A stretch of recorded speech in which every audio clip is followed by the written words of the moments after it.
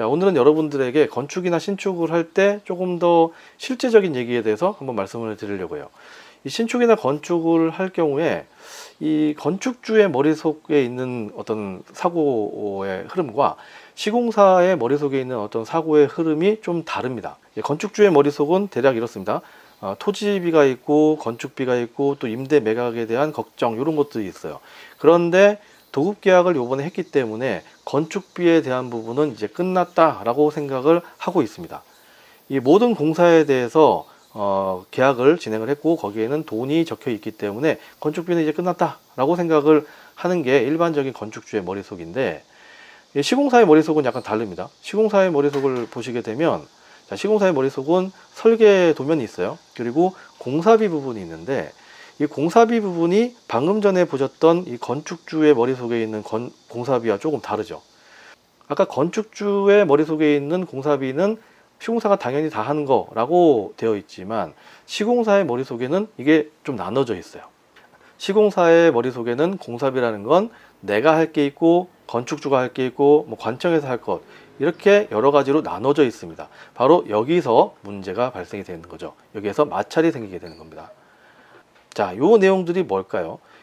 분명히 시공사한테 도급계약을 해서 공사를 네가 알아서 해주세요 라고 했는데, 그거 말고 또 건축주가 할 게 있다고? 그게 뭘까요?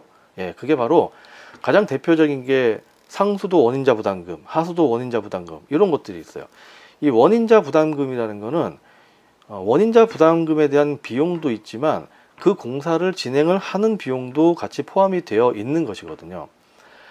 예를 들어서 상수도 원인자 부담금을 말씀을 드리면, 이 상수도 원인자 부담금은 공사 비용이라든가 내역서라든가 도면이라든가 이런 것들을 이 상수도 사업소, 맑은물 사업소라고 불리는데, 상수도 사업소에서 산정을 하고 도면을 그리고 최종적으로 산출을 하기 때문에 이 도급계약을 하는 시공사 입장에서는 공사비를 임의로 산정을 할 수도 없고, 또 공사도, 이 공사 행위 자체도 상수도 공사는 시군 구에 등록이 되어 있는 특정 업체만 할 수 있기 때문에 이 도급계약을 한 여러분들의 시공사는 이걸 하고 싶어도 할 수가 없습니다.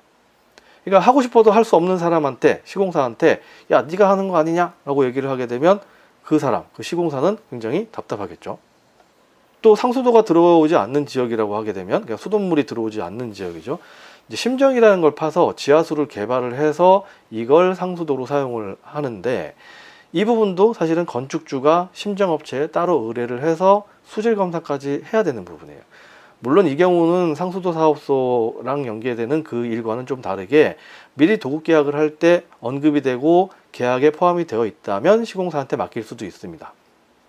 이런 원인자 부담금과 관련된 사항들은 이것 말고도 여러 개가 있는데, 이런 원인자 부담금에 관련된 행정 처리라든가 공사를 진행할 때 이 시공사 입장에서도 굉장히 행정 처리라든가 이런 부분들은 굉장히 많이 도움을 주려고 합니다. 왜냐하면 그 일이 빨리 끝나야 자기도 공사를 빨리 진행을 할 수 있기 때문에 최대한 도와주려고 하는 업체가 대부분인데, 하지만 돈을 내는 문제는 다른 거죠. 이 돈은 도급계약에 시공사에게는 포함이 되어 있지 않습니다. 그러면 돈은 누가 낼까요? 돈은 당연히 건축주가 별도로 내는 게 맞습니다. 또 이것과는 좀 다른 얘기긴 하지만 도급계약에 가전제품은 별도라고 되어 있는 경우가 굉장히 많이 있어요.